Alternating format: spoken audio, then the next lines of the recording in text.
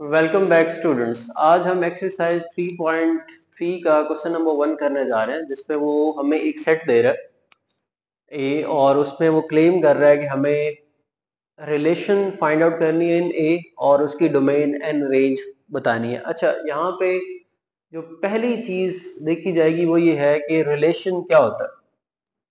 किसी भी एक सेट में या एक फंक्शन में ये क्या रोल प्ले कर रहा होता है। फिर हम देखेंगे कि डोमेन और रेंज जो है वो क्या होती है। अच्छा स्टूडेंट, नॉर्मली अगर हम बात करें तो रिलेशन डेली लाइफ में यूज होने वाला एक ऐसा वर्ड है जो दो पर्टिकुलर पर्सन्स के लिए यूज किया जाता है। आइदर वो किसी फादर का टूवर्ड सन हो, मदर टू डॉटर हो, सिस्टर टू ब्रदर हो, या ब्रदर टू ब्रदर हो।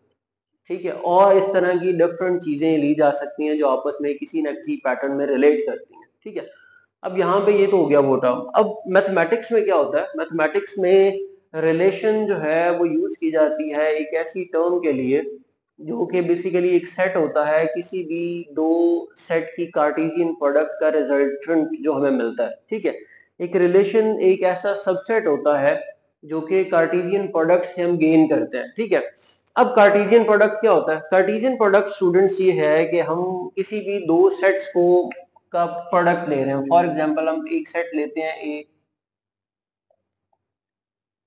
और एक सेट स्टूडेंट्स हम ले लेते हैं बी। ठीक है, अब जब हम ए क्रॉस बी करते हैं,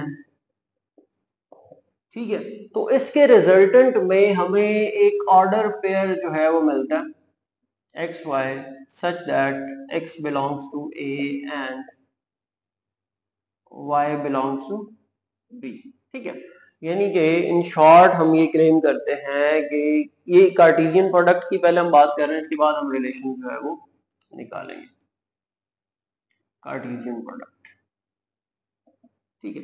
अब कार्टेशियन प्रोडक्ट स्टूडेंट्स हमने बात की कि कार्टेशियन प्रोडक्ट बेसिकली दो सेट का की मल्टीप्लिकेशन है, और जब भी हम दो सेट्स को मल्टीप्लाई करते हैं तो रिजल्टेंट हमें एक ऑर्डर पेयर मिलता है, यानी कि एक सेट ऑफ ऑर्डर पेयर्स मिलता है। अब ऑर्डर पेयर क्या होता है स्टूडेंट्स? उसमें ये है कि एक दो एलिमेंट्स हमें लिए जाते हैं।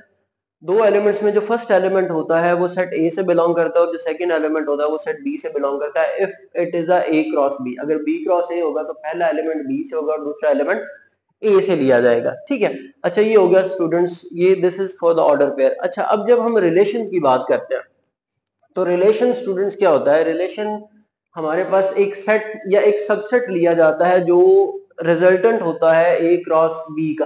ठीक है, यानी कि ए क्रॉस बी के रिजल्ट से हमें जितने भी एलिमेंट्स मिलते हैं उनमें से हम कोई सा भी एक सेट या एक सबसेट अगर चूज कर लें तो वो रिलेशन बन जाता है। ठीक है, अब उसमें हम अगर देखें, ये एग्जांपल हमें दी गई है। अच्छा, इस एग्जांपल को हम ना भी करें तो अगर डायरेक्ट क्वेश्चन पे आ जाएं तो भी हम अपनी रिलेशन की उस टर्म को डिफाइन करके आगे मूव कर सकते हैं। ठीक है, लेकिन क्योंकि हम पहले इसको एक्सप्लेन करना चाहते हैं तो ए क्रॉस बी अगर हम फाइंड आउट करें स्टूडेंट, तो ए क्रॉस बी का रिजल्ट क्या होता है? अच्छा, जब ऑर्डर पेयर आता है तो फिर वो कैसे कंसिडर किया जाता है? वेरी फर्स्ट है। अच्छा, यहाँ पे हम दो एलिमेंट कर लेते हैं, यहाँ कम छोटे बन जाएंगे। तो क्या होता है जी, ऑर्डर पेयर लिखे जाते हैं, ये मल्टीप्लाई होता है विद दिस वन, यानी कि ए विद वन, फिर ए विद टू आ जाता है। इसी तरह फिर B with one, B with two, and then B with two आ गया, then C with one and C with two. ठीक है, अच्छा ये आ गया students Cartesian product of A and B. ठीक है, अब जब वो कहेगा कि आपने कोई एक रिलेशन यहां से उठाना है तो हम क्या करते हैं, यहां से एक रिलेशन जब पिक करते हैं तो any subset of A cross B हम यहाँ पे लिख सकते हैं। इस पूरे सेट को एज इट इज भी लिख सकते हैं, फिर भी ये रिलेशन बन जाएगा। ठीक है, यानी कि ये जो सेट है इस पूरे सेट को अगर यहाँ पे लिख दिया जाए फिर भी ये रिलेशन का टर्म में कंसिडर किया जाता है। लेकिन अगर हम कोई सा भी एक सबसेट यहाँ से पिक कर लें तो वो भी आपका रिलेशन बन जाएगा। फॉर एग्जांपल A2 और हम B2 कंसिडर कर लेते हैं। ठीक है, अब ये एक रिलेशन बनती है। इसी तरह इस पूरे कार्टेशियन प्रोडक्ट से मल्टीपल रिलेशन जो है वो निकाली जा सकती हैं। अच्छा, यहाँ पे ये एक चीज होगी। फिर उसने कहा था कि किसकी डोमेन और रेंज जो है वो फाइंड आउट करनी है। तो every first element of this, ये हमारे पास यहाँ पे डोमेन हो जाएगी, यानी कि डोमेन ऑफ आर जो है वो क्या होगा, जितने भी आपके पास फर्स्ट एलिमेंट्स इस रिलेशन में होंगे या इस ऑर्डर पेयर में जो फर्स्ट एलिमेंट्स आपके पास होंगे वो आ जाएंगे। और रेंज स्टूडेंट्स क्या हो जाएगी, रेंज आपके पास एवरी सेकेंड एलिमेंट जो है, अब यहाँ पे 2 दोनों में ही है तो वो वन टाइम में लिखा जाएगा क्योंकि सेट के अंदर 2 की रिपीटेशन अलाउ नहीं होती। ठीक है, अब ये तो स्टूडेंट्स एक सिंपल सा पैटर्न जो आपके लेवल तक के लिए जो कार्टेशियन प्रोडक्ट या रिलेशंस के लिए बताया गया वो है। अब आते हैं आपके क्वेश्चन की तरफ। अच्छा जी, क्वेश्चन स्टूडेंट्स आपका ए दिया गया है। ठीक है, अब ए के लिए हमने रिलेशन जो है वो फाइंड आउट करनी है। तो पहले हमें इसी की कार्टेशियन प्रोडक्ट जो है वो फाइंड आउट करनी पड़ेगी। अब क्योंकि सेट ए दिया हुआ है तो हमें ए क्रॉस ए जो है वो फाइंड आउट करना है। ठीक है, अब ए क्रॉस ए स्टूडेंट्स कैसे मिलेगा, 1 2 3 4 एंड 1 2 3 4। अच्छा, यहाँ भी 4 एलिमेंट्स हैं, यहाँ भी 4 एलिमेंट्स हैं, तो इनके जो ऑर्डर पेयर्स बनेंगे वो 16 ऑर्डर पेयर्स बनेंगे। 4 4 are 16, 1 with 1, 1 with 2, 1 with 3, 1 with 4, फिर आगे 2 ले लें, 2 with 2, 2 with 1 सॉरी पहले, फिर 2 with 2, 2 with 3 एंड 2 with 4। इसी तरह फिर 3 आ जाएगा, 3 with 1, 3 with 2, 3 with 3 and 3 with 4। ठीक है, फिर इसी तरह लास्ट में है 4 with 1, 4 with 2, 4 with 3 and 4 with 4। अच्छा जी, ये स्टूडेंट्स हमें कार्टेशियन प्रोडक्ट का एक सेट मिल चुका है। ठीक है, अच्छा ये सारी एज अ रिलेशन भी कंसिडर की जाती है, लेकिन क्योंकि हमें उसने कुछ स्पेसिफिक रिलेशंस फाइंड आउट करने का कहा है तो हम वो स्पेसिफिक रिलेशंस देखेंगे जो आपके क्वेश्चंस में उन्होंने हाईलाइट किए हैं। 4 तरह के रिलेशंस दी हुई हैं, वो हम यहाँ पे करते हैं। पहली जो रिलेशन उसने कही है वो है, आप चूज करें X Y such that X is equal Y is equal to X, कि हमने अपने इन कार्टेशियन प्रोडक्ट्स में जो ऑर्डर पेयर हमें मिले हैं उनमें से वो ऑर्डर पेयर चूज करने हैं रिलेशन में जिनमें y और x इक्वल आ रहे हैं, और वो स्टूडेंट्स हमें यहाँ पे नजर आ रहे हैं। हम यहाँ पे लिख सकते हैं R1 that is equals to 1 1 2 2 3 3 and 4 4। अब इसकी डोमेन क्या हो जाएगी, domain of given R is every first element of this 1 2 3 and 4। इसी तरह रेंज स्टूडेंट्स क्या हो जाएगी, रेंज ऑफ गिवन आर भी हमारे पास सेकेंड एलिमेंट हो जाएगा तो वो भी सिमिलर आ जाएगी 1 2 3 एंड 4। ठीक है, अब ये हो गया। इसी तरह स्टूडेंट्स इसका जो दूसरा पार्ट है उसमें वो क्या कहता है, वो ये कहता है कि आपने जो ऑर्डर पेयर लेने हैं, यानी कि जो रिलेशन में ऑर्डर पेयर चूज किया जाएगा वो कंडीशन क्या दे रहा है, that y plus X is equal to 5। जितने भी ऑर्डर पेयर्स आप इस रिलेशन का पार्ट लेंगे उन्हें क्या होना चाहिए, दैट शुड बी कि उनका सम जो है वो आपके पास 5 के इक्वल आना चाहिए। इसे हम R2 का नाम दे देते हैं स्टूडेंट्स। अब देखें यहाँ पे 1 4 हमें एक मिल रहा है जिसका सम 5 के इक्वल है। ठीक है, फिर 2 3 मिल रहा है जिसका सम 5 के इक्वल है। ठीक है, फिर इसी तरह देखें तो 3 2 जो है, ये देखें 3 2 है। अक्सर स्टूडेंट्स इसको सिमिलर कंसिडर करेंगे लेकिन ये सिमिलर नहीं है। इसमें ऑर्डर पेयर में ये चीज कंसिडर करनी है कि जो फर्स्ट एलिमेंट है वो सिर्फ फर्स्ट के साथ ही कंपेयर किया जाएगा, सेकंड के साथ नहीं। तो 2 3 और 3 2 ये दो डिफरेंट नंबर्स हैं स्टूडेंट्स, तो 3 2 आ जाएगा और लास्ट में हमारे पास एक ऑप्शन रह जाएगा और वो क्या 4 1। ठीक है, दीज आर द ये एक रिलेशन हमें मिली है इस कंडीशन के अकॉर्डिंग। अच्छा जी, अब इसकी डोमेन क्या बन जाएगी, देखिए 1 2 3 एंड 4, और इसकी रेंज क्या होगी 4 3 2 1। ये हमारे पास इसकी स्टूडेंट्स रेंज आ गई। अच्छा, इसको आप 1 2 3 4 भी लिख सकते हैं इन सिमिलर पैटर्न, क्योंकि सेट के अंदर हम क्या कर सकते हैं, एलिमेंट्स को एक स्ट्रेट पैटर्न में लिख सकते हैं, तो इसको आप दोबारा 1 2 3 4 भी लिखा जा सकता है जी। थर्ड जो है वो क्या है जी,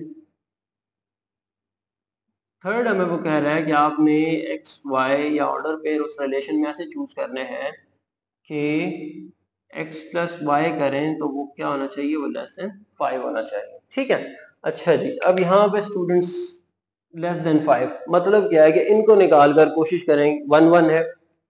अच्छा जी, यहाँ पे हम इसको R3 का नाम दे देते हैं, 1 1 है, इसका सम करें तो आपके पास 2 आता है, 1 2 है।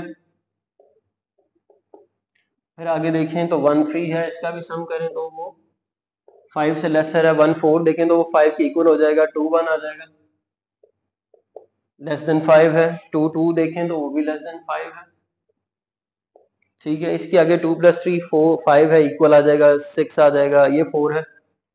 3 1 5 6 7 5 6 7 और 8, मतलब इससे आगे जितने भी नंबर्स हैं वो सारे बड़े हैं, ठीक है। तो यहाँ पे ये क्लोज हो जाएगा, तो इसकी जो डोमेन है स्टूडेंट्स वो क्या हो जाएगी, डोमेन ऑफ R3 1 1 1, ये 3 दफा आ रहा है तो ये एक ही दफा लिखा जाएगा। 2 दो दफा आ रहा है, फर्स्ट एलिमेंट में 3 आ रहा है, तो 1 2 3। रेंज क्या हो जाएगी students, range of R3 we have 3 1 2 3 1 2 1, तो 1 2 3 ही आ जाएगा, ठीक है। इसी तरह स्टूडेंट्स हमारे पास एक लास्ट जो है वो रह गया, फोर्थ वन। फोर्थ वन क्या है जी, वो ये कहता है कि जो आप ऑर्डर पे ले रहे हैं X Y such that x plus Y will be greater than 5, ठीक है। अब इसका रिवर्स, जितने भी छोटे एलिमेंट्स है वो निकल जाएंगे, बाकी सारे आ जाएंगे उसके अंदर, तो वो यहाँ पे हम लिख देते हैं स्टूडेंट्स, वो क्या है जी, R4 है। तो R4 हमारे पास क्या क्या बन जाएगा, अच्छा जी, ये सारे नहीं आएंगे, ये ग्रेटर देन 5 है तो इक्वलेंट भी नहीं आएगा, 3 प्लस 2 4 प्लस 2 4 आ जाएगा, 6 यानी कि, ठीक है। फिर आगे देखें तो 3 3 है, 6 है, ठीक है स्टूडेंट्स। फिर आगे देखें 3 4 है, 7 है, ग्रेटर देन 5 है, ठीक है। फिर 4 प्लस 5 1 करें तो 5 की इक्वल आ जाएगा, 4 प्लस 2 6 है, ठीक है। 4 प्लस 3 एंड देन 4 प्लस 4, ये सारे आ जाएंगे।